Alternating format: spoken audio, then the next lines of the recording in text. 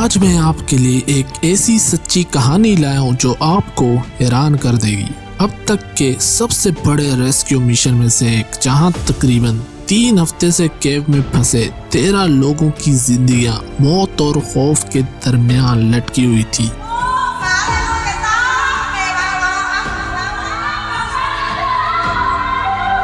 इस मिशन में 18 दिन,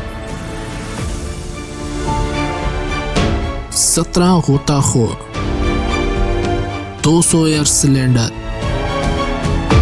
1 माइल लंबी रस्सी, 20 से भी ज्यादा ममालिक से 10,000 वॉलंटियर्स और 1 मौत उस सोकर टीम को केव से जिंदा निकालने के लिए लग गई।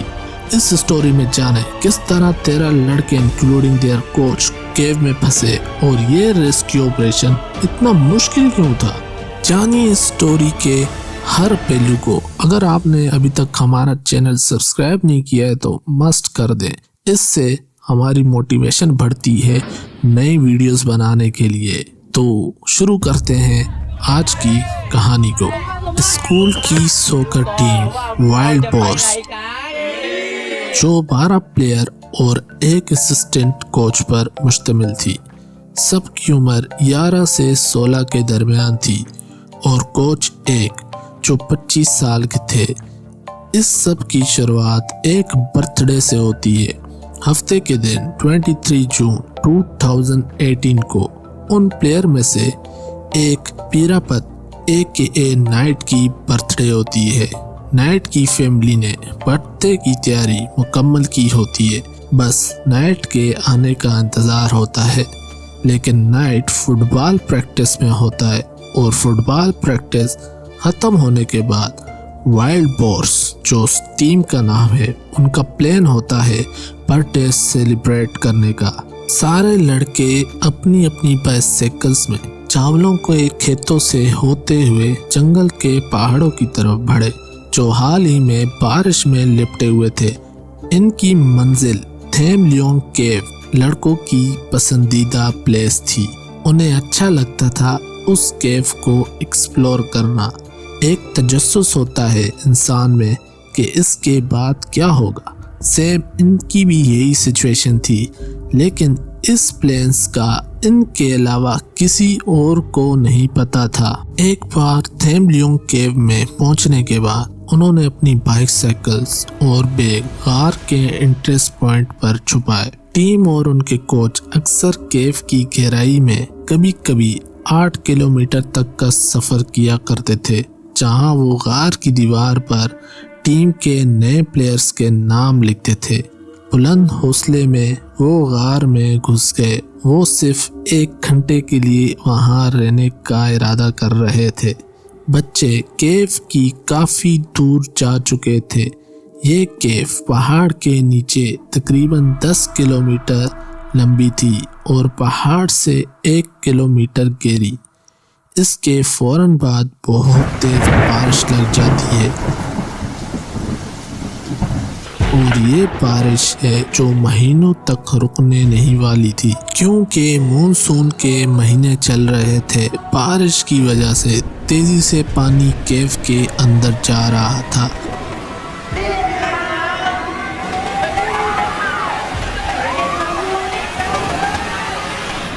थोड़ी देर बाद पूरी केव पानी में डूब चुकी थी। उनके हेड कोच दूसरी टीम्स को फोन साइलेंट करके अपकमिंग टूर्नामेंट के लिए प्रैक्टिस करा रहे थे।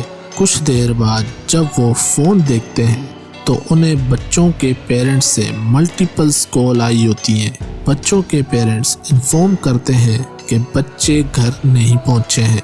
कोच फौरन इंडिविजुअली प्लेयर्स को फोन करते हैं, लेकिन किसी बच्चे को कॉल नहीं लग रही थी, इवन के असिस्टेंट कोच को भी नहीं, सवाए एक बच्चे के। सेंट पॉल 13 साल का लड़का वो लकली अपने घर में था और उस बच्चे के जरिए उनको थेम लियोंग केव में जाने की खबर मिलती है। पुलिस और बच्चों के पेरेंट्स को केव एंट्रेंस पॉइंट से साइकिल्स और बैकपैक्स मिलते हैं, जो कंफर्म करते हैं कि बच्चे इस गुफा के अंदर ही हैं। बारिश की अभी सिर्फ शुरुआत हुई थी और ये नवंबर तक चलने वाली थी। लेट्स सपोज वो बच्चे अंधेरी गुफा में सरवाइव कर भी लेते हैं तो उन्हें महीनों उस गुफा में ट्रैप रहना होगा। Question raise in our mind कि बच्चों को रेस्क्यू करना इतना मुश्किल क्यों था। चलिए जानते हैं इस रेस्क्यू मिशन को शुरू से। थाई की लार्जेस्ट केव सिस्टम में से एक, इसकी लेंथ 10 किलोमीटर और 1 किलोमीटर गहरी। इसके अंदर जाने के लिए सिर्फ एक एंट्रेंस पॉइंट। इस केव को स्लीपिंग लेडी भी कहा जाता है क्योंकि इस केव की शक्ल एक रिक्लाइनिंग लेडी की तरह है। केव के रास्ते इंतहाई मुश्किल और डार्क हैं, टेढ़े मेढ़े पतले रास्ते जिसमें एक्सपीरियंस डाइवर भी पैनिक कर जाए। ये सब होने के बावजूद सारी जगह स्टैलेक्टाइट्स नुकीले पत्थर निकले हुए हैं। केव में कुछ ही रास्ते थोड़े बड़े हैं। इसके अलावा केव के अंदर एक टी सेक्शन भी है जो 2 रास्तों में डिवाइड होता है और बच्चे मोस्ट प्रोबेबली इन रास्तों में से ही गए होंगे जो यहाँ से तकरीबन 10 किलोमीटर आगे जाता है। अगर डाइवर्स अंदर जाते हैं तो इनको कई मुश्किलात का सामना करना पड़ेगा क्योंकि अंदर पानी कभी स्टेबल नहीं होने वाला था। केव में काफ़ी क्रैक्स थे। बारिश की वजह से केव में कंटिन्यूसली पानी आ रहा था। लेट्स सपोज के पानी कंटिन्यूसली केव में एंटर हो रहा हो, पानी का बहाव ऊपर नीचे हो रहा हो। इतनी वजूहात की वजह से डाइवर के लिए अंदर जाना बहुत मुश्किल होने वाला था।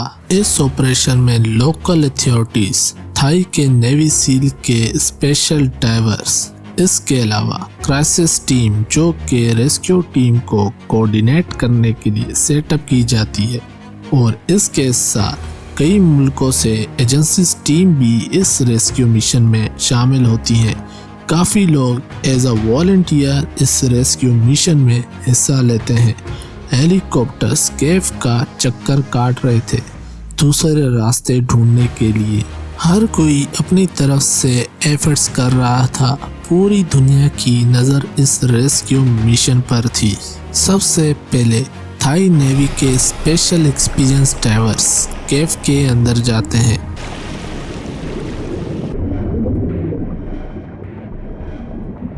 बट अनसक्सेसफुली चोटें खा के वापस आ जाते हैं। इसके बाद ये समझ आ जाता है कि हमें एक ऐसे बंदे की ज़रूरत है जिसे इस केव के बारे में काफ़ी नॉलेज हो। लकीली इन्हें एक ऐसा बंदा मिलता है, वारंस अंसवर्थ, जो ब्रिटिश डाइवर थे। इसके साथ वो केव को काफ़ी अच्छे तरीके से जानते और समझते हैं क्योंकि वो इस केव को काफ़ी सालों से एक्सप्लोर और मैपिंग कर रहे थे। लकीली वर्ड्सवर्थ के साथ 2 बेहतरीन ब्रिटिश डाइवर दोस्त थे। वो भी थाई नेवी को उनसे कांटेक्ट करने को कहते हैं। रिक स्टैंटन और जॉन वॉलथन। जॉन और रिक पुराने और अच्छे दोस्त थे। इनकी आपस में बॉन्डिंग काफ़ी अच्छी थी। दोनों एक्सपीरियंस डाइवर थे। रोज़ नए नए रेस्क्यू एक्सपर्ट आ रहे थे कि कहीं हम लेट ना हो जाए क्योंकि बच्चे भूख की वजह से मर न जाएं, क्योंकि वो सिर्फ थोड़ी देर के लिए एडवेंचर के लिए आए हुए थे। जब ब्रिटिश डाइवर रेस्क्यू साइट पर आते हैं, नेवी सील इन पे डाउट करती है कि ये ऐसा क्या कर लेंगे जो हम नहीं कर सकते।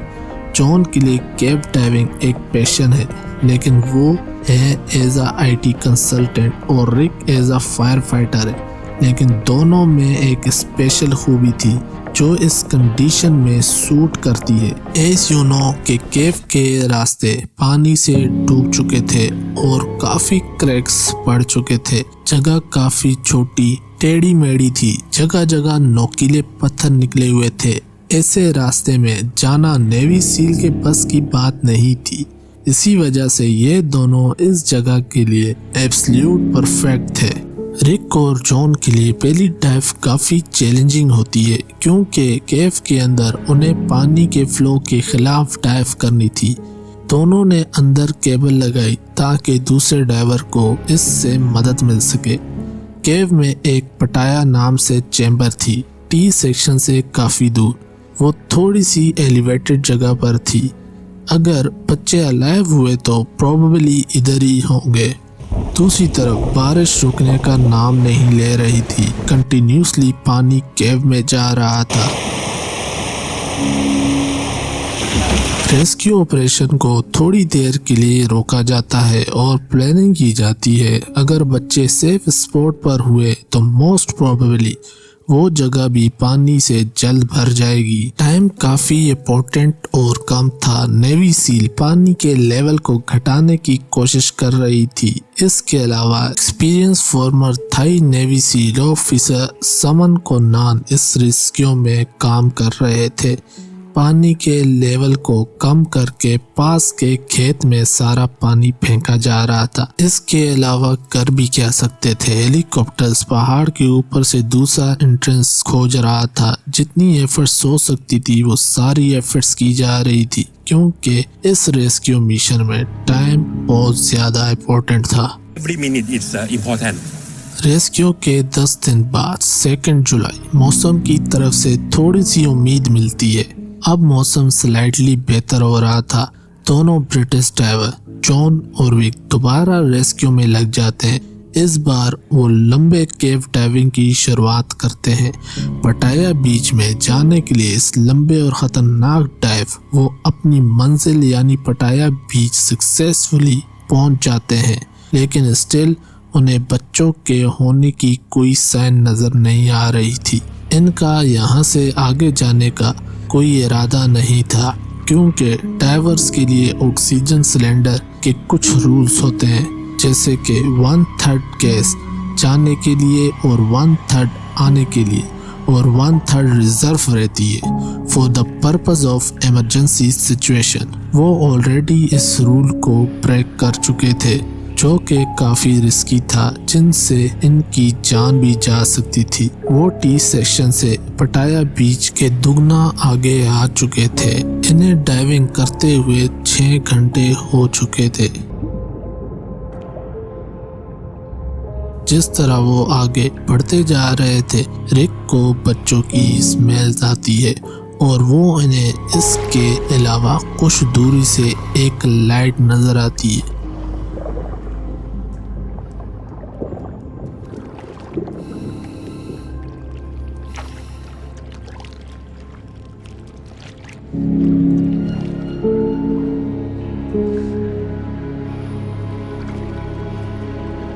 थोड़ा और आगे बढ़ते हैं, इन्हें बच्चों की आवाजें भी सुनाने देने लगी और फिर वो अपने कैमरे को ऑन करते हैं रिकॉर्डिंग के लिए।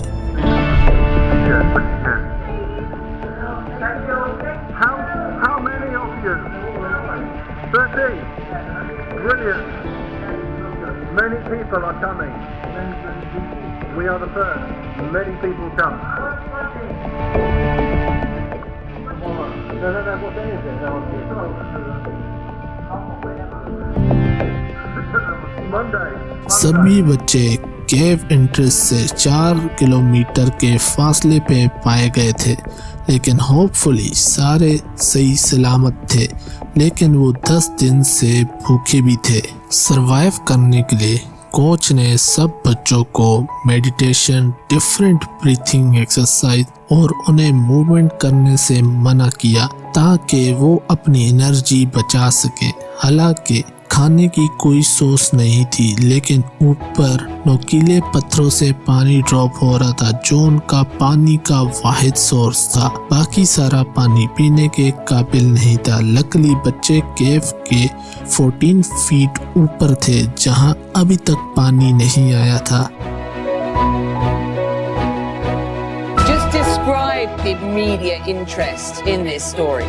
It's huge here. 태국 현지에서 그 구조 장면 함께 보셨을 것 같은데요. Es lunes y que han sido muy fuertes por subsistencia. Leben gefunden worden. Allora andiamo proprio in Thailandia. To find the boys there is a huge relief for the authorities and just for the nation in general, actually. पूरे केव यानी इकलौती ऐसी जगह ही थी जहां बच्चे survive कर सकते थे। इंटरेस्टिंग चीज ये थी बच्चे खुद से भी ट्राई कर रहे थे, वो केव को खोद रहे थे, लेकिन काफी बैड आइडिया था। लेकिन वो कर भी क्या सकते थे क्योंकि पहाड़ के पर्सपेक्टिव से बच्चे 1 किलोमीटर गहराई में थे। ये मुश्किलात की सिर्फ एक शुरुआत थी क्योंकि बच्चों को फाइंड करना तो सिर्फ एक सिंपल टास्क था। बच्चों को सेफली बाहर निकालने के मुकाबले में, क्योंकि एक्सपीरियंस डाइवर भी केव में जाने से पैनिक कर रहे थे। 6 आवर्स की लॉन्ग डाइव, अब साथ में बच्चों को भी लाना था और बच्चों को तो तैरना भी नहीं आता था। इस सिचुएशन में कुछ ऑप्शन थे। पहला, जितना पॉसिबल हो सके पानी बाहर निकाला जाए और बच्चों को डाइव कराना सिखाया जाए तब तक कि एक मुश्किल सफ़र के लिए तैयार न हो जाए। दूसरा, बच्चों को केव के अंदर ही रहने दें अनटिल के मानसून का सीज़न ख़त्म न हो जाए और इन्हें फूड प्रोवाइड किया जाए। तीसरा ऑप्शन, ड्रिलिंग करके बच्चों को बाहर निकाला जाए। ये तीनों ऑप्शन रेस्क्यू टीम के लिए इतने रियलिस्टिक नहीं थे। बच्चों को डाइव कराना इतने एक्सट्रीम कंडीशन जहाँ बच्चों ने स्लीपलेस नाइट स्पेंड की हो। सारे बच्चे काफ़ी थके हुए थे, इनमें इतनी हिम्मत नहीं थी कि डाइव करना सीख सके। इसे प्रोबेबली ये चांस था कि बच्चे पैनिक कर सकते हैं। दूसरा ऑप्शन, पहाड़ में ड्रिल करना, ये भी अनरियलिस्टिक था क्योंकि इतने बड़े पहाड़ में वो एग्जैक्ट पोजीशन का पता करना नामुमकिन था। इसके अलावा पहाड़ के अंदर ड्रिल भी काम करना छोड़ देती है क्योंकि अंदर बहुत सख्त पत्थर थे। लास्ट वन, मानसून के ख़त्म होने का वेट करना भी बेवकूफ़ी थी क्योंकि चैम्बर की ऑक्सीजन ऑलरेडी डेंजर रेंज पर पहुंच चुकी थी।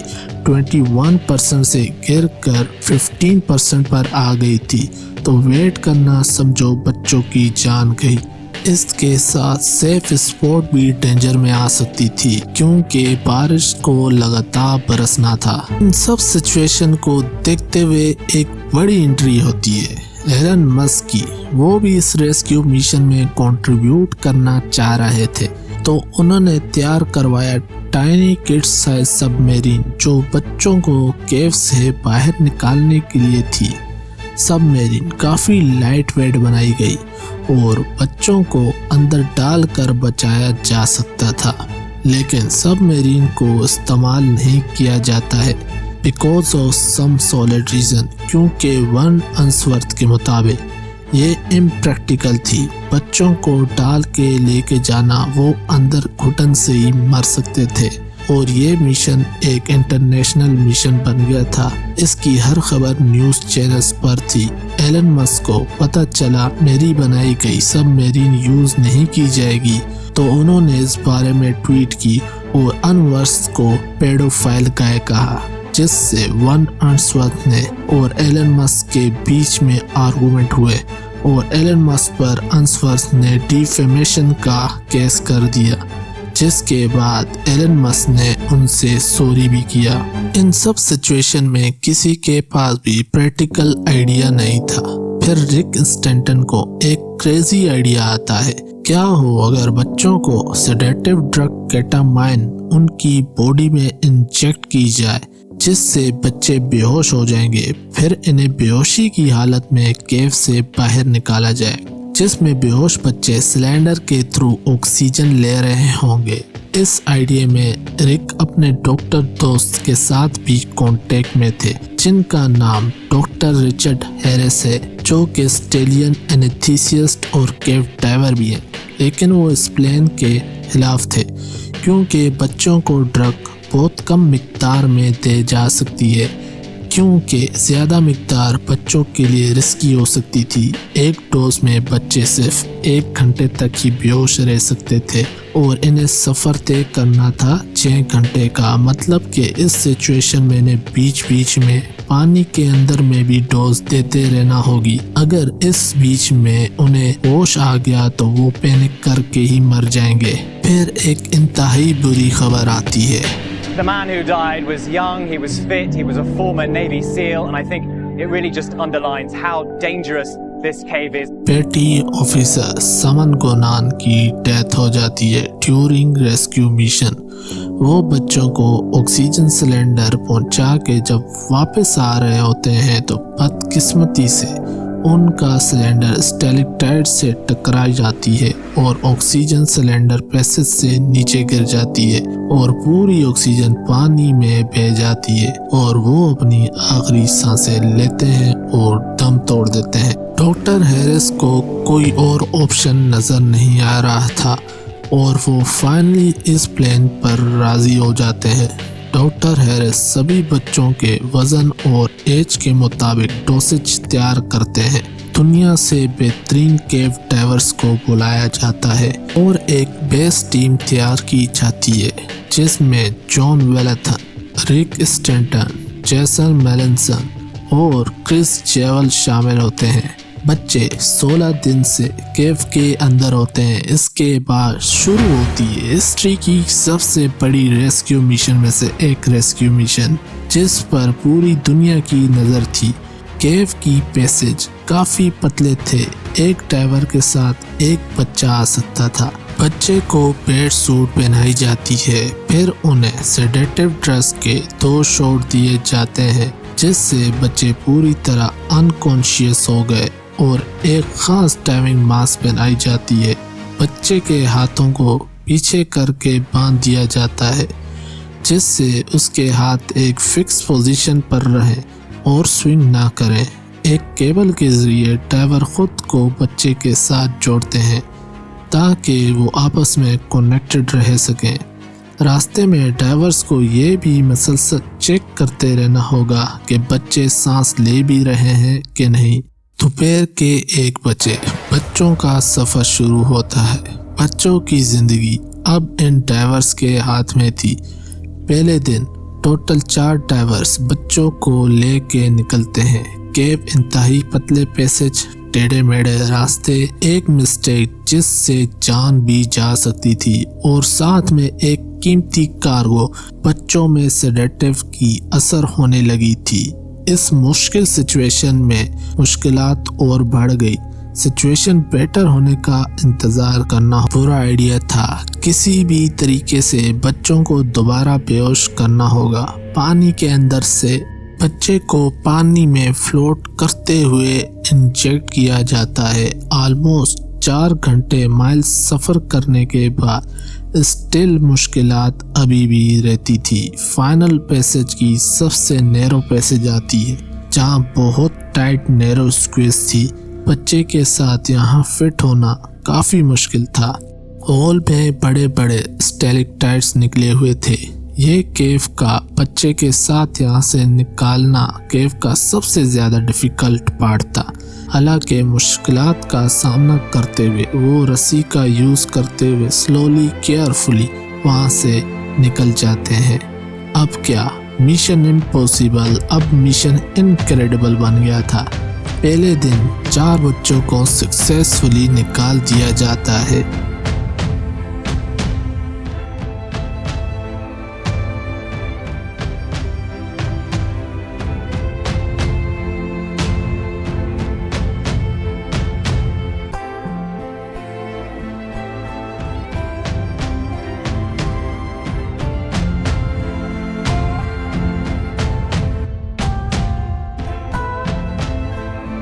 और अब लगने लग गया था कि ये प्लान सक्सेसफुली काम कर रहा है।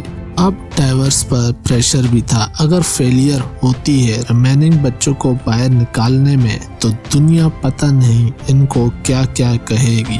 अभी भी 8 बच्चे और असिस्टेंट कोच बचे हुए थे। अगले दिन जुलाई 9 रेस्क्यू के 17 दिन ड्राइवर्स 4 और बच्चों को सक्सेसफुली वहां से निकाल लेते हैं। दूसरी बड़ी सक्सेस। लेकिन आखिरी दिन जुलाई 18 रेस्क्यू के 18 दिन मौसम मज़ीद ख़राब हो जाता है। आज के दिन 4 बच्चों और असिस्टेंट कोच को साथ लाना होता है। मौसम के ख़राब होने की वजह से पानी बहुत ज़्यादा बढ़ जाता है। जितना पानी पंप के ज़रिए बाहर निकाला जाता है वो सारा दोबारा भर जाता है। सारी मेहनत पानी निकालने की ज़ाया हो जाती है। इसके साथ ज़्यादा पानी होने की सूरत में पानी का लेवल और प्रेशर बढ़ जाता है और विजिबिलिटी भी कम हो जाती है। आज डाइवर्स काफ़ी नर्वस थे। एक बच्चे को मास्क फिट नहीं आ रहा था, इस वजह से डाइवर साथ दूसरे मास्क भी लेके गए थे, लेकिन वो सही तरह फिक्स नहीं आ रहा था। इसके अलावा डाइवर्स के पास कोई ऑप्शन भी नहीं था। अब इन्हें इसी सिचुएशन के साथ जाना होगा। रिक स्टैंटन रस्सी लगाते हैं ताकि दूसरे डाइवर उस रस्सी को पकड़कर आसानी से केव से बाहर निकल सकें। अब सब डाइवर्स ने रस्सी को पकड़ के आगे बढ़ना था। सभी डाइवर्स और उस रस्सी की मदद से आगे बढ़ने लगे। क्रिस भी उसी रस्सी की मदद से आगे बढ़ते हैं, लेकिन अनफॉर्चुनेटली रस्सी उनके हाथों से स्लिप हो जाती है एंड वी नो पैसेज की विजिबिलिटी नियर टू 0 थी। इस सिचुएशन में क्रिस पैनिक हो गया था। तकरीबन 20 मिनट रस्सी को ढूंढने के बाद उन्हें थाई नेवी सील की लगाई हुई रस्सी मिलती है जो कि अपोजिट डायरेक्शन पर जा रही होती है और क्रिस भी अपोजिट डायरेक्शन की तरफ जाने लग जाते हैं।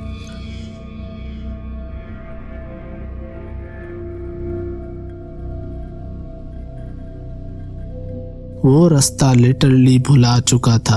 आखिर में इन्हें छोटी चैम्बर मिलती है जहां वो बच्चे को पानी से बाहर निकालता है। क्रिस की कंडीशन काफ़ी ख़राब हो चुकी थी, आंखों में आंसू आ गए थे। पता नहीं कैसे पर वो थैंकफुली जगह को पहचान लेते हैं। वो पुरानी वाली रस्सी को पकड़कर दोबारा सही डायरेक्शन पर आ जाते हैं। रेस्क्यू ऑपरेशन एंड तक इंटेंस चलती है, लेकिन सभी मुश्किलात के बावजूद फाइनली रेस्क्यूअर्स ने अपने मिशन को सक्सेसफुली कंप्लीट कर लिया था।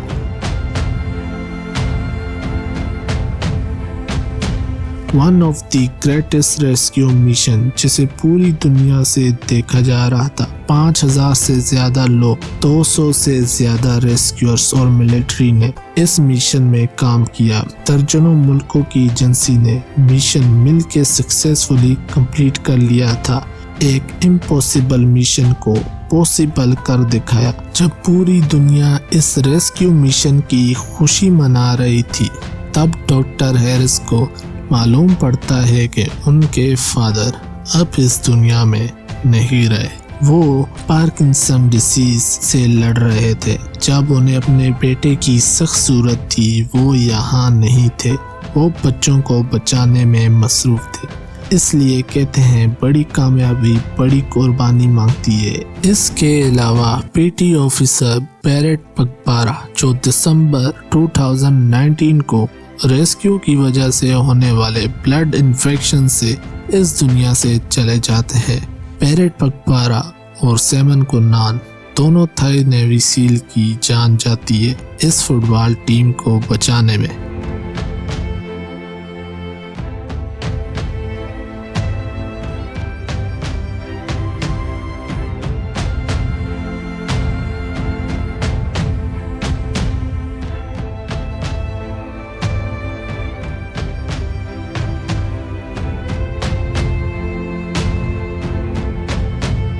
इस ट्रू स्टोरी की रिसर्च और स्क्रिप्ट लिखने में काफ़ी मेहनत लगी है। आई होप आप लोगों को ज़रूर पसंद आई होगी। अगर आई तो ज़रूर सब्सक्राइब करें, इससे मुझे मोटिवेशन मिलती है मज़ीद स्टोरीज और वीडियोस बनाने के लिए। मिलते हैं फिर एक नई स्टोरी के साथ, तब तक के लिए बाय बाय।